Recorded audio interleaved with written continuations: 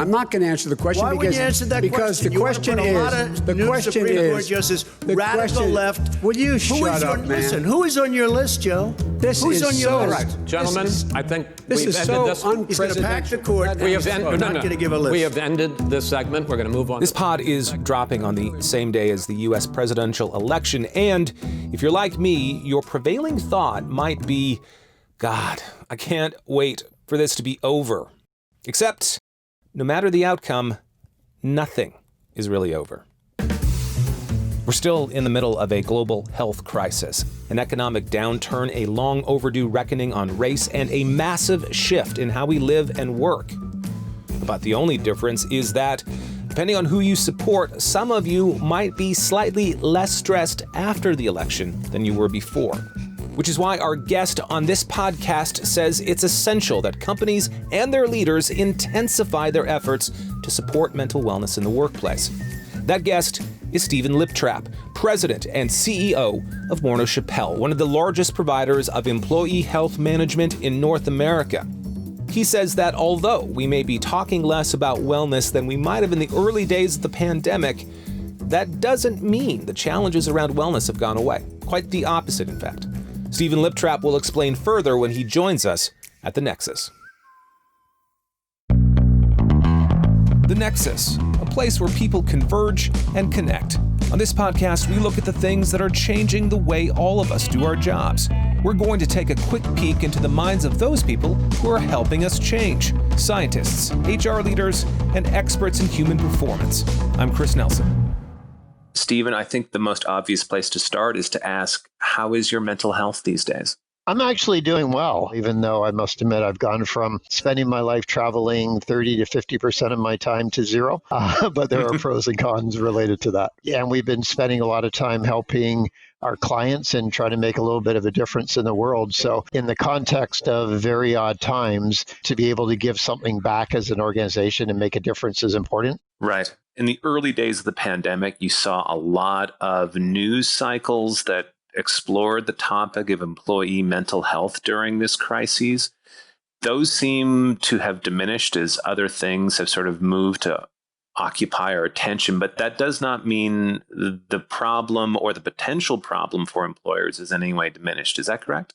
Absolutely. And as one of the things that we started doing as an organization is start measuring mental health around the world.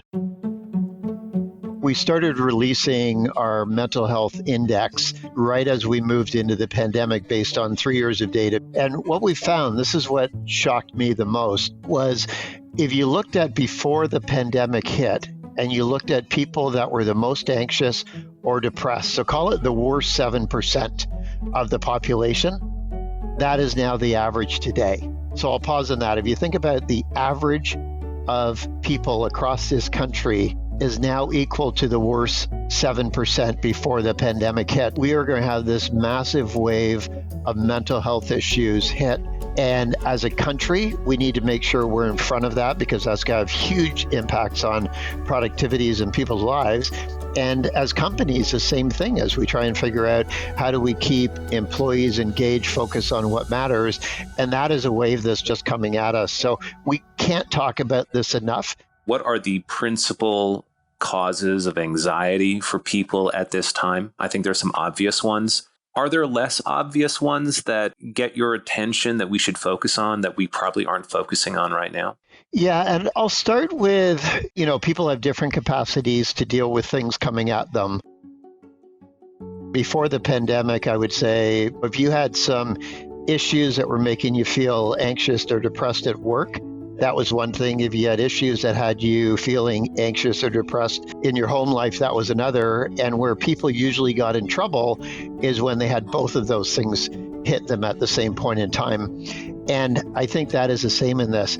I think what is different is, first of all, people are home, so they're out less. We are social creatures and we need to be around other people. And it's really hard for those who are home alone. I think there is a lot of anxiousness around elderly people, be it parents, uncle, aunts, friends, who may be in homes or we know are at significant higher risk. And you layer on top of that, we are in the middle of the Spanish flu. the Great Recession or the Depression and the Civil Rights Movement. And that is all on top of people at the exact same time. And that has never happened in history before. Based on the data you've seen, are there groups who are doing worse than others? Some of the interesting things that strike out to us is women are having a harder time than men through this, which I think is interesting and is probably due to the fact that, you know, whether we like it or not, women have picked up more of the duties around the house or more of the childcare or are maybe better at helping their kids through. Not to say all of them, but generally speaking, we do find that women have suffered more in this. We also find that, interestingly enough, people who have had their pay reduced are suffering more, even more so than those who have lost their jobs through this, which is interesting. We also know that people who work for organizations that have provided some support to their employees are doing much better than people who've worked for organizations that aren't providing that support for the employees. So some really interesting insights that have come out of the data that we've been sitting on. Where were companies on the subject of addressing employee mental health prior to the pandemic? And where are they now? And what do they need to do to catch up with the problem? Yeah, really good question. And I think we had made tremendous progress as a society in the 10 years leading up to the pandemic. Organizations were really also getting an understanding of what was happening in their population. We're just starting to do tremendous work with organizations to open up resources for their employees. And that can be 24/7 chat. It can be providing things for people to read. It can be better organizations. We're all spending time realizing that this was an issue that needed addressing in the workplace and from a business standpoint had significant productivity issues. Is there some part of you that looks at the pandemic and think, well, this has in some way destigmatized the discussion around employee mental health, and that's got to be a good thing? Yeah, I think it has. Because I think, and I go back to if the average is equal to the worst 7% before, I've heard so many people say, I'm stressed, I'm anxious, I'm worried about the future. So I think the conversations that, let's call it, the average person is having today are areas that deal with mental health, whether they label it that or not. So I think it has destigmatized it, and I think we continue to move down that journey. Again, we still have a ways to go on destigmatizing it, but I do think we keep moving down that road and we keep moving down it in a good way. For those companies and leaders who perhaps are on the lower end of the curve in terms of their approach to mental health, what would you recommend that they do in order to get up on this problem? Yeah, I think there's some very simple things that organizations can do. I think the first one is be open with people, be transparent, and acknowledge it. So acknowledge what they're going through. And I think there's tremendous value to business unit leader, a CEO, or anybody in the C-suite getting in front of their employees and just acknowledging what they're going through. That has tremendous meaning. And that can be that they're trying to do things from home, that they're dealing with elderly parents, they're dealing with kids, anything like that. The second thing I would say is ramp up communications. People in these times and in any bad times quite often will infer the worst. So I think the more we are open, the more we are communicating, the more we are telling people honestly what the situation is just so important. And I think there's an opportunity to spend time and train managers in this. It's really important to create a check-in culture, which means managers need to be reaching out to their people and checking in on how they're doing. And I think they need to be checking in not just on work, but how they're doing personally. There is an obligation for us to understand a little bit what people are going through in their home life and be a little bit sensitive to that because they are home alone. And if we can pick out people who are struggling a little bit earlier on, we can get support for them.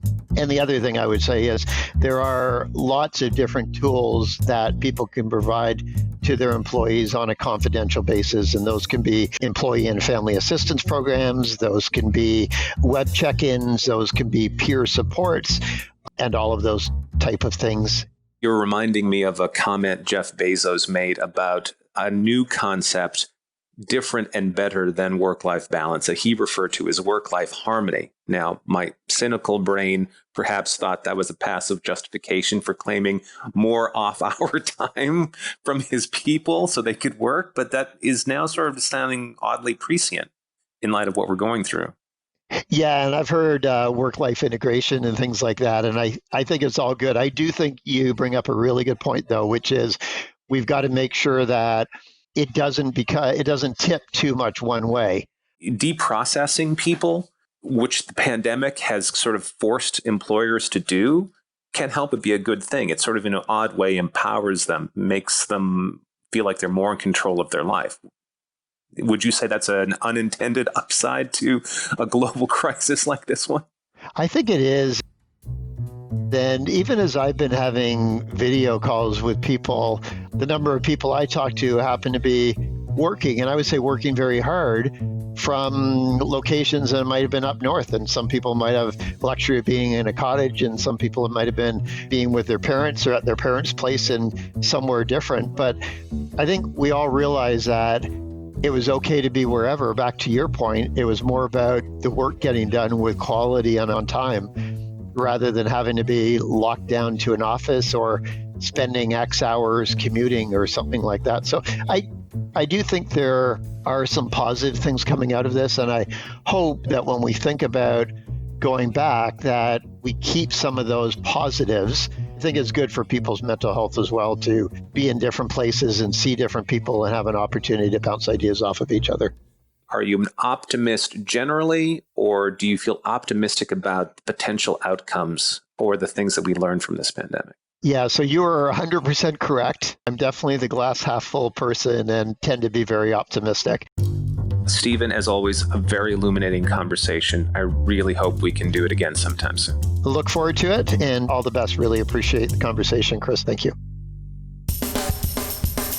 Is dubious leadership, be it in government or at your workplace, giving you ulcers? Is anxiety taking a toll on your people? And spoiler alert, it probably is. Then it might be time to trust the experts at Morneau Shepell. You can find them at morneaushepell.com. That's MorneauShepell.com. morneaushepell.com. And if it's time to stand up a wellness culture in your company, then let the folks at Nexus help. For more than 20 years, we've been helping clients with innovative solutions, programs, and products. You can find us at www.nexuscommunications.com. That's NEXUS communications.com. And be sure to follow us on Apple Podcasts, Spotify, or wherever you get your podcasts. I'm Chris Nelson. Thanks for listening.